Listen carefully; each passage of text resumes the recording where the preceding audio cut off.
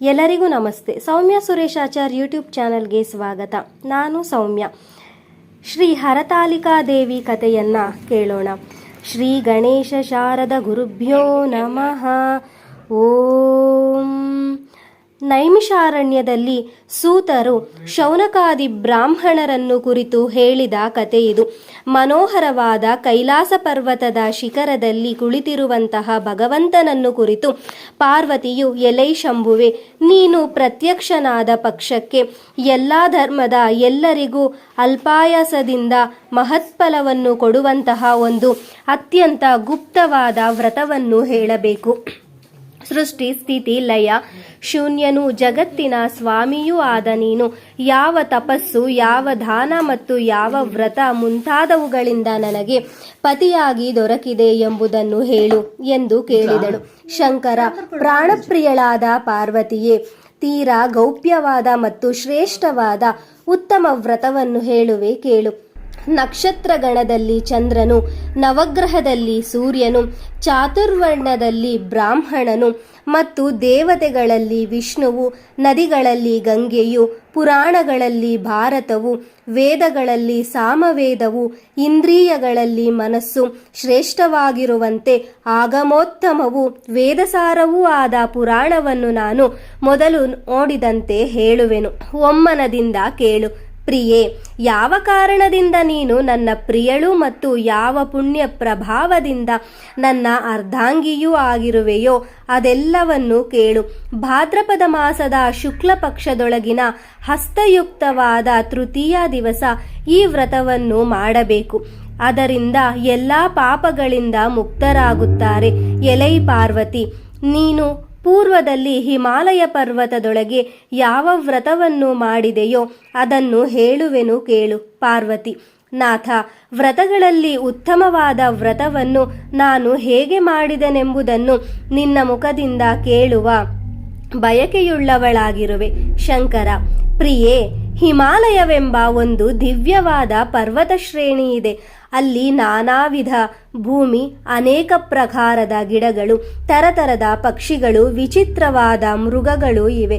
ಪರ್ವತವೆಲ್ಲ ತುಂಬಿ ಹೋಗುವಂತೆ ಗಾಯನ ಮಾಡುವ ಗಂಧರ್ವರಿಂದಲೂ ಸಿದ್ಧ ಚಾರಣ ಗುಹ್ಯಕಗಳಿಂದಲೂ ಸಹಿತರಾಗಿ ದೇವತೆಗಳು ಅಲ್ಲಿ ಸಂಚರಿಸುವ ವೈಢೂರ್ಯ ರತ್ನಖಚಿತವಾದ ಮತ್ತು ಕಾಂಚನಮಯವಾದ ಶಿಖರಗಳು ಉಂಟು. ಕೆಲವು ಸ್ಫಟಿಕಮಯವಾದವುಗಳು ಇವೆ. ಅಂತಹ ಶಿಖರಗಳಿಂದಲೂ ಆಕಾಶವನ್ನು ಮುದ್ದಿಡುವ ಧ್ವಜಗಳಿಂದಲೂ ಆ ಪರ್ವತ ಶ್ರೇಣಿಯು ಒಂದು ದೊಡ್ಡ ಅರಮನೆಯಂತೆ ಶೋಭಿಸುವುದು. ಅದು ಬಹಳ ಚಳಿಯುಳ್ಳದ್ದು, ನಿತ್ಯವೂ ಭಾಗೀರಥಿಯ ಪ್ರವಾಹದ ಧ್ವನಿಯುಳ್ಳದ್ದು. ಎಲೈ ಪಾರ್ವತಿ, ನೀನು ಬಾಲ್ಯದಲ್ಲಿ ಆ ಪರ್ವತದೊಳಗೆ ಅಧೋಮುಖಳಾಗಿ ಧೂಮ್ರಪಾನ ಮಾಡುತ್ತಾ 12 ವರ್ಷಗಳವರೆಗೆ ಕಠಿಣ ತಪಸ್ಸನ್ನು ಆಚರಿಸಿದೆ. ಆಮೇಲೆ 64 ವರ್ಷಗಳವರೆಗೆ ತರಗೆಲೆಗಳನ್ನು ತಿಂದು ದುರ್ಘಟವಾದ ಅನುಷ್ಠಾನ ಮಾಡಿದೆ. ಇಂತಹ ನಿನ್ನ ಕಷ್ಟವನ್ನು ಕಂಡು ನಿನ್ನ ತಂದೆಯೇ ಚಿಂತೆಯಿಂದ ದುಃಖಿತನಾದನು. ಈ ನನ್ನ ಮಗಳನ್ನು ಯಾರಿಗೆ ಕೊಡಲಿ, ಇವಳಿಗೆ ತಕ್ಕವರನು ಹೇಗೆ ದೊರೆತಾನು ಎಂಬ ಚಿಂತೆಗೊಳಗಾದನು. ಅದೇ ಸಮಯಕ್ಕೆ ನಾರಾಯಣನು ಕನ್ಯಾಪೇಕ್ಷೆಯಾಗಿದ್ದನು. ಅವನು ಮುನಿಶ್ರೇಷ್ಠನು, ಧರ್ಮಜ್ಞನು, ಬ್ರಹ್ಮಪುತ್ರನೂ ಆದ ನಾರದನಿಗೆ ಪಾರ್ವತಿಯನ್ನು ಕಾಣಲು ಆಜ್ಞಾಪಿಸಿದನು. ಅದಕ್ಕಾಗಿ ನಾರದನು ಆಕಾಶ ಮಾರ್ಗದಿಂದ ಹಿಮಾಲಯ ಪುತ್ರಿಯಾದ ಪಾರ್ವತಿಯನ್ನು ಕಾಣುವ ಬಯಕೆಯಿಂದ ಬಂದನು. ಹಿಮಾಲಯನು ವಿಶಿಷ್ಟಾಸನವನ್ನು ಕೊಟ್ಟು ಆರ್ಘ್ಯಪತ್ರಾದಿಗಳಿಂದ ನಾರದನನ್ನು ಪೂಜಿಸಿದನು ಮತ್ತು ಅವನನ್ನು ಕುರಿತು, ಸ್ವಾಮಿ ಮುನಿಶ್ರೇಷ್ಠರೇ, ಏನು ಕಾರಣ ಬರೋಣವಾಯಿತು? ತಮ್ಮ ಆಗಮವು ಉತ್ತಮವಾದುದು, ಅದು ನನ್ನ ಭಾಗ್ಯದಿಂದ ದೊರಕಿತು. ನಾರದ, ಎಲೈ ಹಿಮಾಚಲನೆ, ನನ್ನ ಮಾತು ಕೇಳು. ಮಹಾವಿಷ್ಣುವು ನಿನ್ನ ಕನ್ಯೆಯ ನಿಮಿತ್ತವಾಗಿ ನನ್ನನ್ನು ಕಳುಹಿಸಿರುವನು. ಈ ಯೋಗ್ಯ ಕನ್ಯಾರತ್ನವು ಯೋಗ್ಯವರನಿಗೆ ಕೊಡಲ್ಪಡತಕ್ಕದ್ದು. ತ್ರಿಮೂರ್ತಿಗಳಲ್ಲಿ ವಿಷ್ಣುವಿಗೆ ಸಮನಾದ ದೈವತವಿಲ್ಲ. ಅವನಿಗೆ ಕನ್ಯೆಯನ್ನು ಕೊಡುವುದು ಯೋಗ್ಯವಾಗಿದೆ. ಈ ಸಂಗತಿಯು ನನಗೆ ಸಮ್ಮತವಿದೆ. ಹಿಮಾಚಲ, ಸಾಕ್ಷಾತ್ ವಾಸುದೇವನೇ ಕನ್ಯೆಯನ್ನು ಯಾಚಿಸಿದ್ದಾರೆ. ತಮ್ಮ ಆಗಮನದ ಗೌರವಾರ್ಥವಾಗಿ ಕೊಡುವುದು ತಕ್ಕದುದು ಆಗಿದೆ. ಹಿಮಾಚಲನು ಸತ್ಯವಾದಿಯು. ಆತನ ಮಾತು ನಿಶ್ಚಯವೇ ಸರಿ ಎಂದು ತಿಳಿದು ನಾರದ ಮುನಿಯು ಅದೃಶ್ಯವಾದನು ಮತ್ತು ಶಂಖಚಕ್ರ ಗದಾಧಾರಿಯಾದ ಪೀತಾಂಬರವನ್ನುಟ್ಟು ಶ್ರೀ ವಿಷ್ಣುವನ್ನು ಕುರಿತು ಪ್ರಯಾಣ ಮಾಡಿದನು.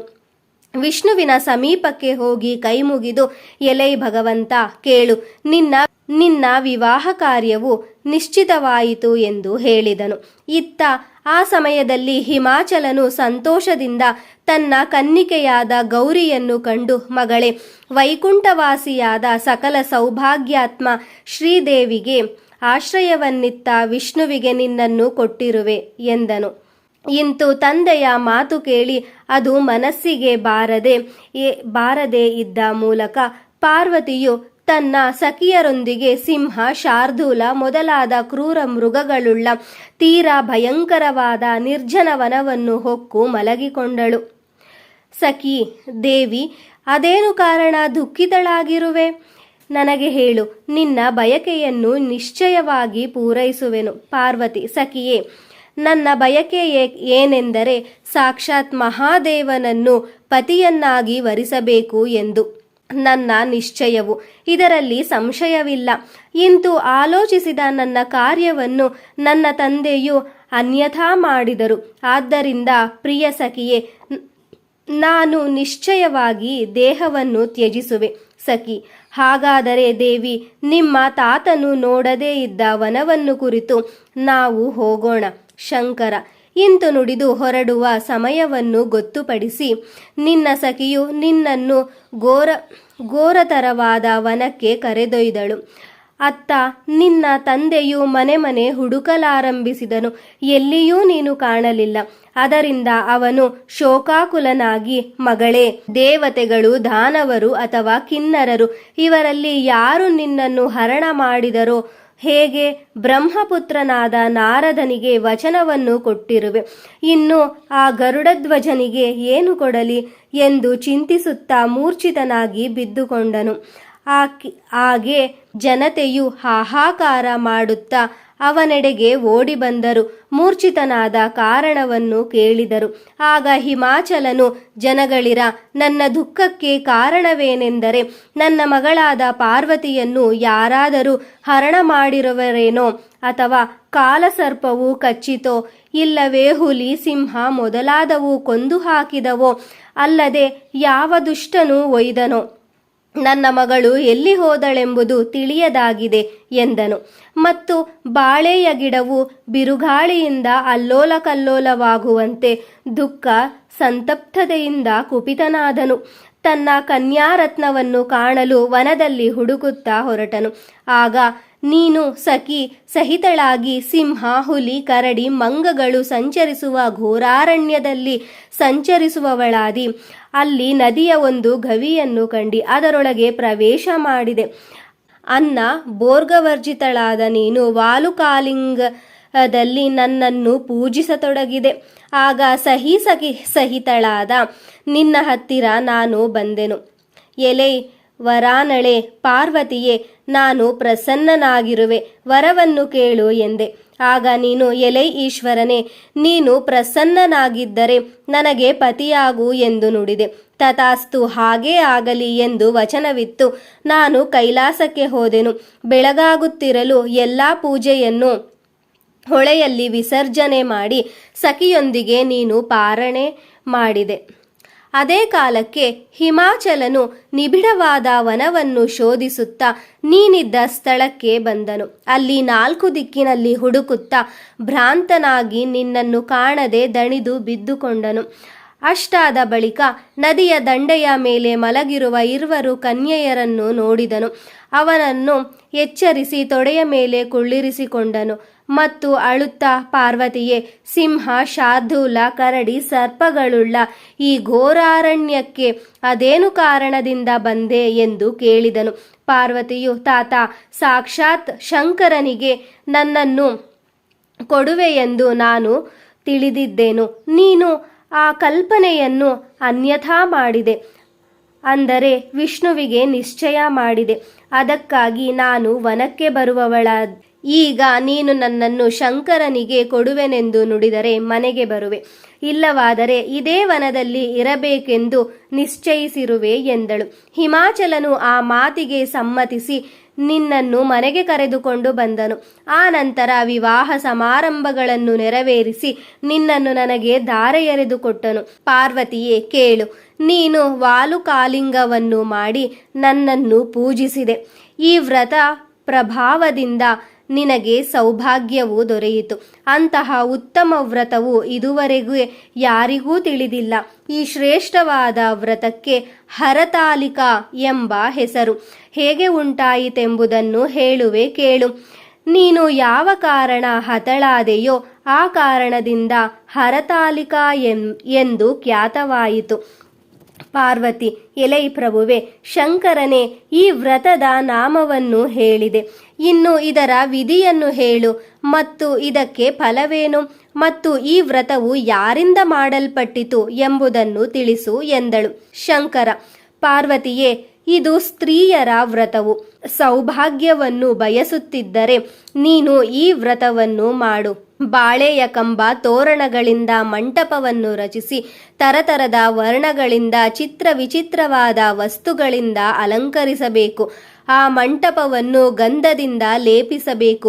ಶಂಖ, ಭೇರಿ, ಮೃದಂಗಗಳಿಂದ ವಿಸ್ತಾರವಾದ ವಾಲಗ ಮಾಡಬೇಕು. ನಾನಾ ವಿಧ ಮಂಗಳಗಾನ ಮಾಡಬೇಕು.